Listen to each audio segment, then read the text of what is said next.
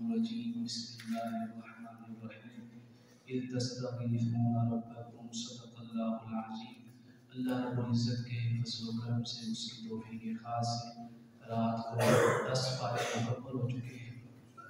آج کی جو منزل پڑھی گئی ہے اس کے اندر تقریباً ساری کی ساری باتیں حضور نبی کریم علیہ السلام کے متعلق، آپ کی شان، آپ کی عظمت، آپ کی فضیلت اور آپ کے مقام کو بیان کیا ہے۔ میں آپ کے سامنے یہ 20 آیات جو ہے یہ پڑھتا ہوں جس کے اندر صرف حضور کی بات ہے۔ پہلی بات فرمایا غزوہ بدر کا مقام ہے، میدان بدر ہے، 313 مسلمان ہیں، مقابلے میں 1000 کی تعداد میں کفار ہیں۔ 313 کے پاس کوئی جنگی سامان نہیں ہے، کوئی ہتھیار نہیں ہے، کوئی سواریاں نہیں ہیں، کچھ بھی نہیں ہے، اور مقابلے میں جو 1000 ہے کفار وہ تعداد میں بھی زیادہ ہے اور ان کے پاس جنگی سامان بھی ہے، اسلحہ بھی ہے، سارا کچھ ہے۔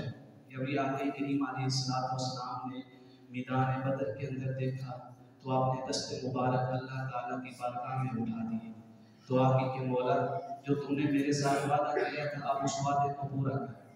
اگر یہ سارے کے سارے لوگ یہاں پہ شہید کر دیے گئے تو قیامت تک روح زمین پہ تیرا نام لینے والا کوئی نہیں ہوگا۔ سبحان اللہ، دعا دیکھیں کیوں نہیں ہوگا نام لینے والا؟ کیونکہ آپ آخری نبی ہیں اور آپ کے بعد کسی نے نبی بن کے نہیں آنا۔ جب کوئی نبی نہیں آنا تھا تو کسی نے توحید کی دعوت نہیں دینی تھی، جب توحید کی دعوت نہیں ہونی تھی تو اللہ تعالیٰ کا نام لینے والا بھی کوئی نہیں ہونا تھا۔ یہ دعا کر رہے تھے، دست مبارک اٹھے ہوئے، زاروں قطار رو رہے ہیں، چشمان مقدسہ سے آنسو بہہ رہے ہیں۔ اچانک اللہ تعالیٰ نے فرشتوں کو بھیجا، فرمایا آج میں اپنا قانون بدلنے لگا ہوں، اپنا نظام بدلنے لگا ہوں، اپنی سنت کو تبدیل کرنے لگا ہوں۔ اس کے لیے اپنے مصطفیٰ کی خاطر، اپنے حبیب کی خاطر، اپنے محبوب کی خاطر۔ فرمایا فرشتوں میں نے تمہیں پیدا کیا ہے اپنی تسبیح کے لیے، اپنی تحلیل کے لیے، اپنے ذکر کے لیے۔ آج میرے مصطفیٰ نے مجھ سے کچھ مانگا ہے، آج میری تسبیح بھی چھوڑو، میری تحلیل بھی چھوڑو، میری تحمید بھی چھوڑو، جو تمہاری اصل ڈیوٹی ہے آج اس کو چھوڑ کر میدان بدر میں اتر کر میرے مصطفیٰ کے ساتھ تلواریں اٹھا کر کفار کے مقابلے میں لڑنا۔ 1000 کی تعداد میں سارے فرشتے میدان بدر میں اتر چکے۔ اس ٹائم انتہا ہو گئی، کمال ہو گئی اللہ تعالیٰ کی اپنے حبیب کے ساتھ محبت۔ فرمایا میں نے فرشتوں کو کہا، اللہ نے فرمایا میں نے فرشتوں کو کہا کہ جاؤ میدان بدر میں اتر جاؤ، انی معکم، آج میں بھی اپنی شان کے لائق میدان بدر میں تمہارے ساتھ ہوں گا۔ اللہ اکبر۔ میدان بدر میں مصطفیٰ بھی ہے، میدان بدر میں علی بھی ہے، میدان بدر میں ابو بکر بھی ہے، میدان بدر میں عمر بھی ہے، میدان بدر میں صحابہ کرام بھی ہیں، میدان بدر میں کائنات کا نظام بدل چکا ہے، اللہ کی سنت تبدیل ہو چکی ہے، اللہ تعالیٰ نے اپنے قانون قدرت کو بدل دیا ہے، فرشتے بھی میدان بدر میں کھڑے ہیں۔ اللہ تعالیٰ اپنی شان کے لائق میدان بدر میں اپنے فرشتوں کے ساتھ بھی ہے اور اپنے مصطفیٰ کے ساتھ بھی ہے۔ پھر اگلی آیت میں سبحان اللہ فرمایا میدان بدر اے حبیب جو کچھ وہاں پہ آپ نے کیا ہے، جو آپ نے کنکریاں پھینکی کفار کی طرف، ایسے آپ نے خاک اٹھائی میدان بدر سے کفار کی طرف پھینکی، ان کی آنکھیں چگیا گئی، کچھ نظر نہیں آ رہا تھا۔ جب کچھ نظر نہیں آ رہا تھا تو صحابہ کرام جو ہے کفار کو پکڑ پکڑ کر قید بھی کر رہے تھے اور واصل جہنم بھی کر رہے تھے، حتیٰ کہ صحابہ کرام فرماتے ہیں ابھی ہماری تلوار نیام سے نکلتی نہیں تھی کہ اس سے پہلے ہی کافر کی جو گردن زمین پہ پڑی ہوتی تھی۔ اللہ تعالیٰ نے فرمایا حبیب یہ جو آپ نے خاک اٹھائی، آپ نے کنکریاں اٹھائیں، جو مٹی آپ نے میدان بدر سے اٹھائی نا، جو آپ نے پھینکی، سبحان اللہ سبحان اللہ، کمال ہو گیا حضور کے ادب کا۔ فرمایا وما رمیت اذ رمیت، حبیب جب آپ پھینک رہے تھے نا وہ آپ نہیں پھینک رہے تھے، ولکن اللہ رمی، اللہ اپنی شان کے لائق آپ کے دست مبارک کے ذریعے خود خاک پھینک رہا تھا۔ اگلا مقام ہے، فرمایا کہ زندگی چاہتے ہو نا، جینے کا مقصد پانا چاہتے ہو، جینا چاہتے، تیسری آیت بنتے آئیے گا 20 آیات آج صرف حضور کی بات، شان مصطفیٰ کی بات۔ فرمایا یا ایھا الذین آمنوا استجیبوا للہ وللرسول، اے ایمان والو جب بھی تمہیں اللہ کی طرف بلایا جائے، جب بھی مصطفیٰ کی طرف بلایا جائے، جب بھی مسجد میں اذان کہا جائے اشہد ان محمد رسول اللہ، اشہد ان محمد رسول اللہ، اشہد ان لا الہ الا اللہ، اشہد ان لا الہ الا اللہ۔ فرمایا جب توحید کی طرف بلایا جائے، جب رسالت کی طرف بلایا جائے، جب اللہ تعالیٰ کے نظام کی طرف بلایا جائے، جب سیرت مصطفیٰ کی طرف بلایا جائے تو فرمایا چون چرا نہ کیا کرو، دائیں بائیں نہ دیکھا کرو، ڈال مٹول نہ کیا کرو، ڈھیلے نہ پڑا کرو، فوراً اللہ کی بارگاہ میں بھی آ جاؤ اور میرے مصطفیٰ کی بارگاہ میں بھی آ جاؤ۔ انعام کیا ہے؟ فرمایا لما یحییکم، تمہارے مردہ دلوں کو محبت مصطفیٰ کی وجہ سے زندگی عطا فرما دوں۔ آب کفار نے اللہ تعالیٰ کی رحمت دیکھیں اپنے حبیب کے صدقے، اپنے مصطفیٰ کریم کے صدقے۔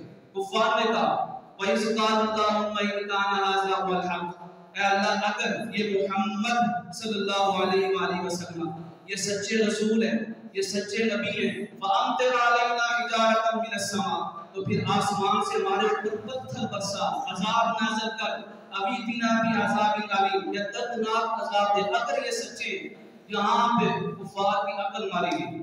اگر وہ یہ کہتے کہ یہ نبی سچے ہیں، یہ نبی سچے رسول ہیں، اللہ تعالیٰ کی طرف سے آئے ہیں، یہ قرآن پاک سچا کلام ہے، تو ہمیں ہدایت دے دے تو میں قسم اٹھا کر کہتا ہوں روح زمین پہ قیامت تک کوئی کافر پیدا ہی نہ ہوتا، سب کو اسلام کی دعوت کی توفیق مل جاتی، اسلام قبول کر لیتے، کلمہ پڑھ لیتے لا الہ الا اللہ محمد رسول اللہ۔ جب یہ دعا کی جواب آیا، فرمایا یہ سچے نبی بھی ہیں، یہ سچے رسول بھی ہیں، ہمارے حبیب بھی ہیں، ہمارے محبوب بھی ہیں، کائنات کے اندر ان جیسا کوئی نہیں ہے، سب سے اولا والا ہمارا نبی، سب سے بالا والا ہمارا نبی، خلق سے اولیاء، اولیاء سے رسول، سب رسولوں سے اعلیٰ ہمارا نبی۔ تم جو کچھ کہتے ہو، جب تک تمہارے اندر اس روح زمین پہ میرے مصطفیٰ کا وجود مبارکہ ہے، وَمَا كَانَ اللَّهُ لِيُعَذِّبَهُمْ وَأَنْتَ فِيهِمْ، تو رب اپنے مصطفیٰ کے صدقے تمہارے اوپر عذاب نازل نہیں فرمائے گا۔ اگر کافروں کو مصطفیٰ کے صدقے عذاب نہیں ہو سکتا تو مجھے بتائیں جو مصطفیٰ کریم کا کلمہ پڑھنے والے امتی ہیں، جو مصطفیٰ کریم کا نام لینے والے ہیں، جو مصطفیٰ کریم کی رسالت و نبوت کے اوپر ایمان رکھنے والے ہیں، یہ رسالت و نبوت ہی ہے جو اللہ تعالیٰ اس کے ذریعے ہمیں اس دنیا میں بھی محفوظ رکھے گا اور آخرت میں بھی محفوظ رکھے گا۔ اس کے بعد کتنی آیات ہو گئی؟ یہ 4 آیات ہو گئی۔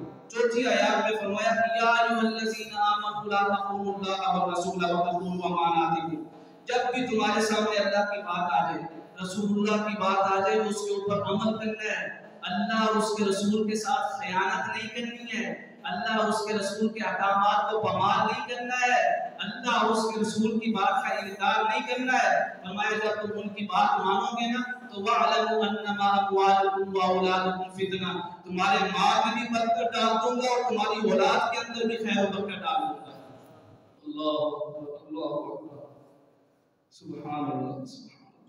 اس کے بعد فرمایا یہ آیت نمبر 62 ہے، فرمایا جو میرے مصطفیٰ کے ہو جاتے ہیں، جو میرے مصطفیٰ کریم علیہ السلام کی سیرت پاک میں چلتے ہیں، فرمایا اگر وہ 313 بھی ہو نا اور مقابلے میں 1000 ہو، یہ 313 بھی ہو اور مقابلے میں کئی تعداد میں کفار مقابلے میں کھڑے ہو، دشمن مقابلے میں کھڑے ہو، فرمایا پھر ہم ان کی تعداد کو نہیں دیکھتے ہیں، ہم اپنے مصطفیٰ کریم کو دیکھتے ہیں۔ والذی ایدک بنصرہ وبالمؤمنین، مصطفیٰ کریم کے وجود مبارکہ کے صدقے ہم ہر جگہ، ہر میدان میں، ہر موقع میں میرے مصطفیٰ کریم کا نام لینے والوں کو فتح عطا فرماؤں۔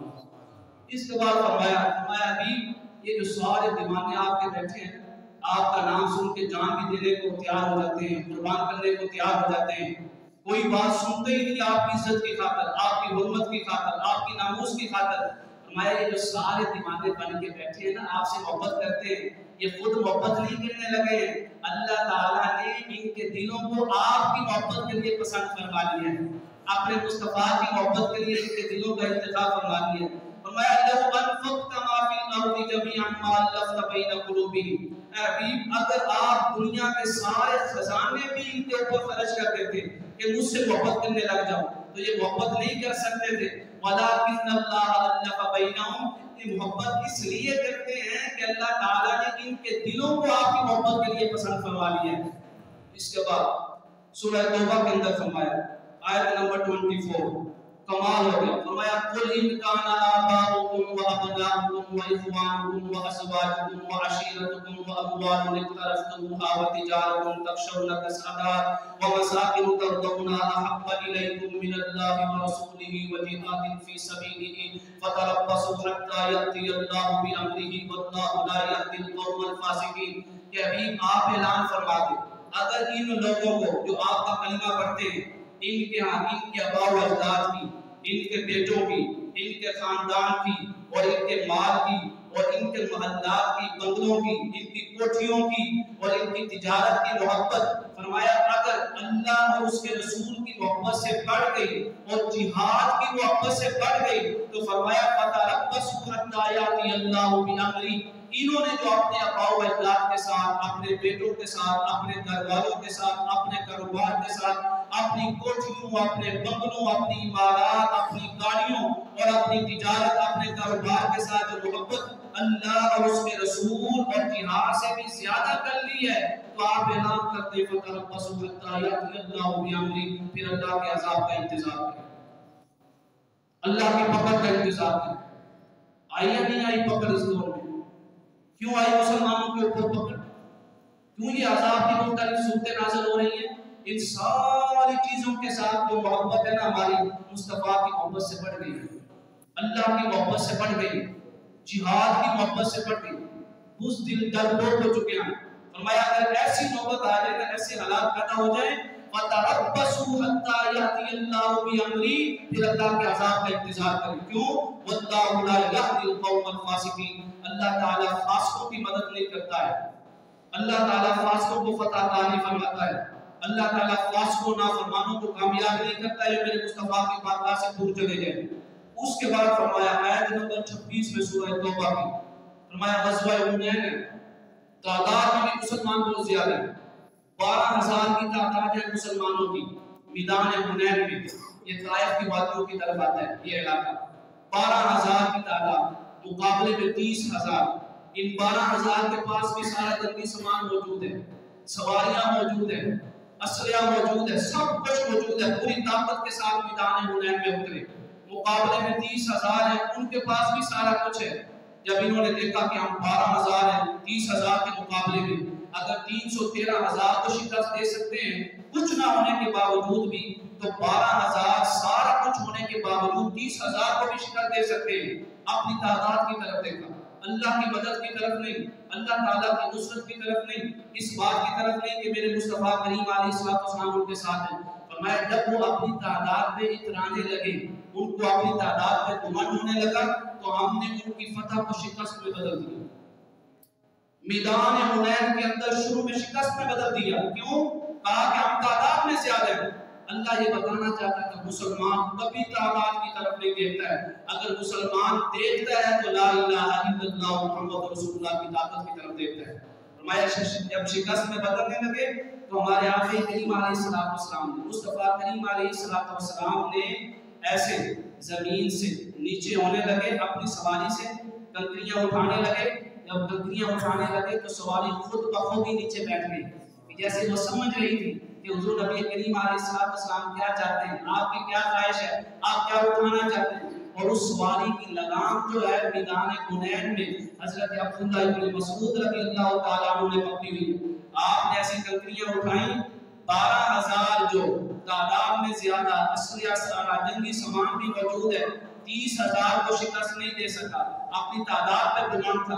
میرے مصطفیٰ کریم نے ایسی کنکریاں اٹھائیں، کنکریوں نے میرے مصطفیٰ کے دست مبارک کو مس کیا. جب دست مبارک کو مس کیا تو بے جان کنکریوں میں جان آ گئی. نہ سمجھ کنکریاں سمجھنے لگی، ان کو پہچان نصیب ہو گئی، ان کو معرفت نصیب ہو گئی. جب مصطفیٰ کے دست مبارک کو چھوا ان کنکریوں کو پتہ چل گیا کہ میں جدھر جانا ہے، میرے سامنے جو چہرہ آ رہا ہے یہ چہرہ مصطفیٰ کے غلام کا ہے یا مصطفیٰ کے دشمن کا ہے. ایسے کنکریاں پھینکی. صحابہ کرام کہتے ہیں ہمارے چہرے ان کنکریوں کے سامنے تھے. جب ہمارے چہرے ان کنکریوں کے سامنے آتے تو کنکریاں دائیں اور بائیں ہو کے اس کے چہرے پہ لگتی تھی جو کافر ہوتے تھے. ایسے لگ رہا تھا جیسے کنکریوں کو پہچان نصیب ہو گئی ہے. یہ پہچان کس کی وجہ سے ملی؟ مصطفیٰ کریم کی وجہ سے. یہ معرفت کس کی وجہ سے ملی؟ مصطفیٰ کریم کی وجہ سے. ہم اتنے بدقسمت ہو ہم کنکریوں سے بھی گزر گئے، ہم کنکریوں کے لیول سے بھی نیچے آ گئے کہ اگر کنکریاں جو ہے مصطفیٰ کریم کے دستے مبارک کو چھو جائیں تو اللہ تعالیٰ ان کو معرفت عطا کر دیتا ہے. تو ہم تو ہیں بھی انسان، زبان سے کلمہ بھی پڑھتے ہیں، دل سے ایمان بھی رکھتے ہیں، پھر کیا وجہ بنی کہ ہمیں مصطفیٰ کریم کی حقیقی پہچان نصیب نہ ہو سکی؟ حضور نبی کریم علیہ السلام کی سیرت پاک سے دور چلے گئے. فرمایا کنکریاں پھینکی، جو فتح شکست میں بدلی تھی اللہ تعالیٰ نے مصطفیٰ کریم کی پھینکی ہوئی کنکریوں کے صدقے اس شکست کو پھر فتح میں بدل دیا اور فتح عظیم عطا فرمایا میدان حنین. اس کے بعد فرمایا ثم انزل اللہ سکینتہ علی رسولہ. اس کے بعد آیت نمبر 40 ہے سننے والی. فرمایا اگر تم اپنی مدد چاہتے ہو کہ اللہ تمہاری مدد کرے تو اصول اور فارمولہ کیا ہے؟ فرمایا تم میرے مصطفیٰ کریم کی مدد کرو، تم رسول کریم کی مدد کرو. اب سوال یہ ہے کہ رسول کریم کی مدد کیسے کریں، حضور کی مدد کیسے کریں؟ فرمایا میرے مصطفیٰ کریم کی مدد کرنے کا مطلب معنی اور مفہوم یہ ہے کہ اس کے دین کی مدد کرو، ان کے دین کو پہنچاؤ، پیغام کو در در تک، نسلوں تک، آل اولاد تک پہنچاؤ. اپنی نسلوں کو بھی کہو کہ ان کے دین پہ عمل کریں، خود بھی دین پہ عمل کرو. فرمایا جب تم ان کے دین پہ عمل کرو گے تو یہ معنی ہے کہ تم نے میرے مصطفیٰ کریم کی مدد کی ہے. اللہ نے فرمایا جو اس طرح میرے مصطفیٰ کریم کی مدد کرتا ہے فقد نصرہ اللہ، پھر فوراً اللہ تعالیٰ بھی ان کی مدد کرتا ہے. پھر ایسی مدد کرتا ہے. فرمایا وَأَيَّدَهُ بِجُنُودٍ لَّمْ تَرَوْهَا، ایسے لشکر بھیجتا ہے کہ وہ لشکر ان کو آنکھوں سے نظر بھی نہیں آتے پر وہ لشکر ان کی مدد کر رہے ہوتے ہیں، وہ لشکر ان کے ساتھ کھڑے ہوتے ہیں. اس کے بعد غار ثور کا واقعہ، غار ثور کا واقعہ بھی آیت نمبر 41 میں. فرمایا جب وہ دونوں غار میں تھے، اس مغافل غار، ایک مصطفیٰ کی ذات اور دوسری صدیق اکبر کی ذات، دونوں غار میں. جب سیدنا صدیق اکبر رضی اللہ تعالیٰ عنہ تھوڑے سے پریشان ہوئے، اپنی وجہ سے نہیں کہ میری جان چلی جائے گی، نہ، مصطفیٰ کریم کی وجہ سے پریشان ہوئے کہ کہیں کوئی شخص یہ جو کافر اوپر آ کے پھر رہے ہیں نا کہ ان میں سے کوئی میرے مصطفیٰ کریم کو نقصان نہ پہنچا دے. جب آقا کریم علیہ السلام نے، حضور نبی کریم صلی اللہ علیہ وآلہ وسلم نے دیکھا کہ سیدنا صدیق اکبر پریشان ہیں اور پریشانی میں بیٹھے ہیں، آپ نے جملہ بولا. فرمایا لا تحزن ان اللہ معنا، اے میرے ابو بکر غم نہ کر، آج میرے ساتھ بھی میرا اللہ ہے اور تیرے ساتھ بھی میرا اللہ ہے. میں جیسے اللہ تعالیٰ نے جملہ بولا نا، حضور نبی کریم علیہ السلام کی زبان مبارکہ سے اس کلام کو نقل فرمایا. فرمایا فَأَنزَلَ اللَّهُ سَكِينَتَهُ، ہم نے ابو بکر صدیق رضی اللہ تعالیٰ عنہ کے دل پہ سکونت عطا فرمایا، اطمینان نازل کر دیا، راحت اور سکون نازل کر دیا. فرمایا ان کو سکون آ گیا. وَأَيَّدَهُ بِجُنُودٍ لَّمْ تَرَوْهَا، اور اوپر پھر رہے ہیں، بڑے بڑے لشکر لے کے پھر رہے ہیں، بڑا بڑا جنگی سامان لے کے پھر رہے ہیں. اور ہم نے اس غار کے اندر بیٹھ کے ایسی ایسی چیزوں سے اپنے مصطفیٰ کریم کی مدد فرمائی کہ جس کو وہ نہیں دیکھ پا رہے تھے، دیکھنے والا صرف اور صرف تمہارے رب کی ذات تھی. اس پہ میں کیوں ایسا کیا؟ کلمۃ اللہ ہی العلیٰ، تاکہ ہمیشہ ہر ٹائم، ہر دور میں، ہر زمانے میں اللہ کا کلمہ بلند رہے. اللہ کا کلمہ کیا ہے؟ لا الہ الا اللہ بھی بلند رہے اور محمد رسول اللہ بھی بلند رہے. اس کے بعد فرمایا اللہ اکبر، یہ جو ہم کہتے ہیں اللہ اور اس کے رسول نے، اللہ تعالیٰ اور اس کے رسول نے ہمیں عطا فرمایا، اللہ تعالیٰ اور اس کے رسول ہی بہتر جانتا ہے. یہ سورۃ توبہ کے اندر 63 نمبر آیت ہے. فرمایا حبیب، اور 59 میں بھی فرمایا کاش اگر یہ راضی ہو جاتے اس بات پہ جو اللہ نے ان کو عطا کیا ہے اور جو مصطفیٰ کریم نے ان کو عطا کیا ہے. جب ہم کہتے ہیں نا مصطفیٰ کریم عطا فرماتے ہیں، مطلب کیا ہے؟ اللہ تعالیٰ کی عطا سے عطا فرماتے ہیں، اللہ تعالیٰ کی عطا سے تقسیم فرماتے ہیں. یہ آیت نمبر 59 میں بھی ہے اور آیت نمبر 63 میں بھی ہے سورہ توبہ میں. فرمایا اللہ و رسولہ حق و یردوہ، یہ قسمیں اٹھاتے ہیں صحابہ کرام کے سامنے آ کے یردوہ، تاکہ وہ صحابہ کرام ان سے راضی ہو جائیں، ان کو اپنا دوست بنا لیں، ساتھی بنا لیں. فرمایا یہ نہیں تھا، حقیقی مقصد تو یہ تھا کہ اللہ و رسولہ حق و یردوہ، حقیقی مقصد ان کا یہ ہونا چاہیے تھا کہ ہمارے ساتھ اللہ بھی راضی ہو جائے اور اللہ کے حبیب کریم بھی راضی ہو جائے. یعنی یہ چاہنا کہ اللہ بھی ہمارے ساتھ راضی ہو جائے اور اللہ کا حبیب بھی راضی ہو جائے. یہ بھی سورہ توبہ کے اندر 63 نمبر آیت سے ثابت ہے. اس کے بعد گستاخ رسول کی سزا اللہ تعالیٰ نے بیان کی، جو بے ادب ہے، جو صراحتاً بے ادبی کرتا ہے یا کنایتاً بے ادبی کرتا ہے، اس کی گفتگو سے، کلام سے، جملوں سے، اس کے لکھنے اور پڑھنے سے لگے کہ اس کے کلام سے حضور نبی کریم علیہ السلام کی بے ادبی ہو رہی. منافقوں نے بے ادبی کی تھوڑی سی. بے ادبی کیا تھی؟ واقعہ کیا تھا؟ وہ کہنے لگے ایک جگہ پہ کہ تم کہتے ہو کہ یہ محمد جو ہے صلی اللہ علیہ وسلم ہمیں آسمان کی خبریں دیتے ہیں، غیب کی خبریں دیتے ہیں. یہ جو ہمارا اونٹ گم ہوا ہے اس کا اس کو پتہ نہیں ہے، استغفر اللہ اعوذ باللہ، تو یہ غیب کی خبریں دے گی. اس طرح مذاق اڑایا، غیب کی خبروں کا مذاق اڑایا. پھر ہمارے آقا کریم علیہ السلام نے اللہ تعالیٰ کی عطا سے یہ بھی فرمایا کہ اونٹ کس جگہ پہ ہے اور کہاں سے ملے گا اور کیسے واپس آئے گا. لیکن اللہ تعالیٰ نے سزا بیان فرمایا لا تعتذروا قد کفرتم بعد ایمانکم. جنہوں نے بے ادبی کی ہے نا، اب آ کے کہہ رہے ہیں وہ ہم نے مذاق کیا تھا، ہمارا بے ادبی کا کوئی ارادہ نہیں تھا، وہ تو ہم ایسے آپس میں کہہ رہے تھے. اللہ نے فرمایا لا تعتذروا قد کفرتم بعد ایمانکم، اب ان کا کوئی عذر قبول نہیں ہوگا. کیوں؟ انہوں نے ایمان لانے کے بعد بے ادبی کر کے یہ دائرہ ایمان سے خارج ہو گئے. فرمایا وَإِنْ عَفَوْا عَنْ طَائِفَةٍ مِّنْكُمْ نُعَذِّبْ طَائِفَةً بِأَنَّهُمْ كَانُوا مُجْرِمِينَ. ہم ان کو معاف نہیں کریں گے، ان کو مجرموں والی سزا دیں گے، ان کو سخت سے سخت عذاب دیں گے. اس کے بعد آیا، اس کے بعد اللہ تعالیٰ نے فرمایا آیت نمبر 70 میں اور 74 میں فرمایا مصطفیٰ کریم آپ جب دعا کرتے ہیں نا، آپ کی دعا کو ہم رد نہیں کرتے. استغفر لهم او لا تستغفر لهم ان تستغفر لهم 70 مرة. فرمایا مصطفیٰ کریم یہ جو آپ کے گستاخ اور بے ادب ہیں، جو آپ کا مذاق اڑاتے ہیں، ان کے لیے دعا نہ کیا کریں. اگر آپ دعا کریں گے بھی نا تو آپ کی عزت کی خاطر ہم آپ کی دعا کو قبول نہیں کریں گے. کیوں؟ آپ تو رحمت للعالمین ہیں، آپ تو چاہتے ہیں کہ ساری مخلوق جنت میں چلی جائے، لیکن ہم دعا قبول کیوں نہیں کریں گے؟ میں ذالک بانہم کفروا باللہ ورسولہ، کیونکہ ان لوگوں نے اللہ کے ساتھ بھی مذاق کیا ہے اور اللہ کے رسول محتشم کے ساتھ بھی مذاق کیا ہے. اور فرمایا ابھی جب آپ کسی کی قبر پہ جا کے کھڑے ہوتے ہیں نا تو پھر اس قبر والے کو ہم عذاب نہیں دیتے ہیں، وہاں پہ اللہ کی رحمتیں نازل ہوتی ہیں، برکتیں نازل ہوتی ہیں، ہم اس قبر کو جنت کا باغ بنا دیتے ہیں. لیکن فرمایا ابھی ہم آپ سے یہ کہنا چاہتے ہیں وَلَا تُصَلِّ عَلَىٰ أَحَدٍ مِّنْهُمْ مَاتَ أَبَدًا وَلَا تَقُمْ عَلَىٰ قَبْرِهِ. ان منافقوں میں سے، ان بے ادبوں میں سے، ان گستاخوں میں سے جو شخص بھی فوت ہو جائے نا، آپ اس کی قبر پہ نہ جائیں گے، کیونکہ آپ جب اس کی قبر پہ جائیں گے تو ہمیں اس منافق کو بھی معاف کرنا پڑے گا. اللہ تعالیٰ نے اپنے حبیب کو منع فرما دی، فرمایا کسی منافق کی قبر پہ نہیں جانا، اس کی نماز جنازہ نہیں پڑھنی. کیوں؟ وہ آپ کا بے ادب ہے، آپ کا مذاق اڑانے والا ہے، آپ کی گستاخی کرنے والا ہے. جو آپ کا گستاخ ہو نہ اس کی نماز جنازہ جائز ہے نہ اس کی قبر پہ کھڑے ہونا جائز ہے. اس کے بعد سبحان اللہ، اللہ اکبر، یہ سورۃ توبہ ہے آیت نمبر 99. فرمایا یہ جو لوگ ہیں دیہاتی، اللہ تعالیٰ نے طریق بیان کیا. فرمایا وَمِنَ الْأَعْرَابِ مَن يُؤْمِنُ بِاللَّهِ وَالْيَوْمِ الْآخِرِ، جو اللہ پر ایمان رکھتے ہیں، یوم آخرت پر ایمان رکھتے ہیں، عقیدہ ختم نبوت اور رسالت کے اوپر ایمان رکھتے ہیں. فرمایا ان کی خواہش ہوتی ہے، خواہش کیا ہے؟ وَيَتَّخِذُ مَا يُنْفِقُ قُرُبَاتٍ عِندَ اللَّهِ وَصَلَوَاتِ الرَّسُولِ، کہ جو کچھ بھی خرچ کرتے ہیں پتہ کیا کہتے ہیں خرچ کرتے ہوئے؟ یہ اللہ کے نام کا دے رہے ہیں، یہ مصطفیٰ کریم کے نام کا دے رہے ہیں.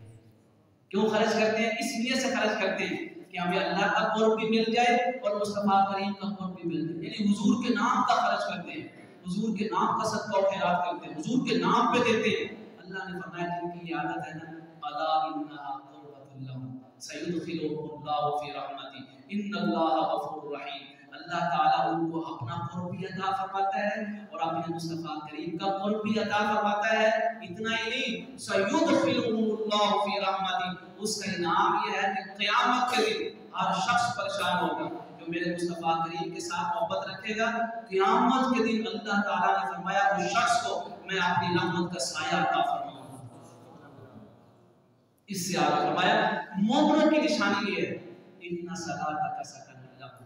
ابھی جب آپ کا ذکر سنتے ہیں، آپ کی شان سنتے ہیں، آپ کی فضیلت سنتے ہیں، آپ کا مقام سنتے ہیں، جیسے آپ ہوتے ہیں، جب آپ کی شان سنتے ہیں نا ان کے دل کو بڑا سکون پہنچتا ہے، ان کی روح ٹھہر جاتی ہے، دل کو ٹھنڈک پہنچتی ہے. ان صلاتک سکن لہم. جب آپ کی گفتگو سنتے ہیں تو حشاش بشاش ہو جاتے ہیں، ایسے لگتا ہے جیسے ان کو دنیا کے سارے خزانے مل گئے. فرمایا ابھی آپ ان کے سامنے جو ہے کچھ نہ کچھ کلمات فرمایا کریں. جب حضور گزر کے چلے گئے ظاہری حیات سے، اب ان کے بعد جو علماء آ رہے ہیں ان کو یہ پیغام ہے کہ جب بھی کوئی مجلس ہو وہاں پہ حضور نبی کریم علیہ السلام کی شان بیان کیا کریں. جب شان بیان کریں گے تو سننے والوں کے دلوں کو سکون پہنچے گا، روح کو سکون پہنچے گا، راحت ملے گی. آخری آیت بیان کرنے لگا ہوں. اس کے بعد فرمایا لقد جاءکم رسول من انفسکم، لوگو ہمارا رسول تمہارے پاس آگے ہے. آگے نہیں آگے کلمہ پڑھتے لا الہ الا اللہ محمد رسول اللہ. محبت دیکھیں حضور کی، اللہ اس محبت کو بیان فرما رہا ہے. فرمایا لقد جاءکم رسول من انفسکم، ہمارا رسول کریم جو ہے نا محتشم و مکرم تمہارے پاس آ چکے ہیں. اعلان ہو چکا ہے قد جاءکم من اللہ نور، اللہ کی طرف سے نور آ چکا ہے، نور مصطفیٰ آ چکا ہے. فرمایا یہ تم سے اتنی محبت کرتے ہیں، اتنی محبت کرتے ہیں. عزیز علیہ ما عنتم، جب تمہیں مشقت پہنچتی ہے نا، تکلیف پہنچتی ہے، جب تم کسی مصیبت میں ہوتے ہو تو ان کے دل کو تکلیف پہنچتی ہے کہ میری امت مشقت میں ہے، میری امت تکلیف میں ہے. یا رسول اللہ آج بھی آپ کی امت تکلیف میں ہے، آج بھی آپ کی امت پریشان ہے، آج بھی آپ کی امت مسائل کے اندر گری ہوئی. یا رسول اللہ اللہ کے حضور دعا فرمائے اللہ تعالیٰ آپ کی امت کو پھر وہ کھویا ہوا مقام عطا. عزیز علیہ ما عنتم، فرمایا بڑی مشقت ہوتی ہے ان کے لیے جب آپ تکلیف میں ہوتے ہیں. حریص علیکم بالمؤمنین، کہ آپ کے بارے میں صرف ایک ہی خواہش رکھتے ہیں، ایک ہی خواہش، وہ کیا ہے؟ رؤوف الرحیم، کہ میں بھی ان کے ساتھ رحمت والا معاملہ کروں اور میرا رب بھی میری امت کے ساتھ رحمت والا معاملہ کرے. اللہ حضور کی شان ہے. پڑھیں یہ منظر پڑھنے والے سورہ انفال، سورہ توبہ، یہ ساری کی ساری آپ یہ سمجھ لیں ایک ایک آیت میں حضور کی شان. یعنی رات کو جو منظر پڑھی گئی ہے ایسے لگ رہا تھا جیسے اللہ جو ہے اپنے مصطفیٰ کریم کی شان ہی بیان کر رہا ہے. شان کیوں بیان کر رہا ہے؟ تاکہ پڑھنے والے کے دل میں بھی اس کے محبوب کی محبت پیدا ہو اور سننے والوں کے دلوں میں بھی اس کے محبوب کی محبت پیدا ہو جائے. تو بلغ العلا بکمالہ کشف الدجی بجمالہ حسنت جمیع خصالہ صلوا علیہ وآلہ. کی محمد سے وفا تم نے تو ہم تیرے ہیں، یہ جہاں چیز ہے کیا لوگ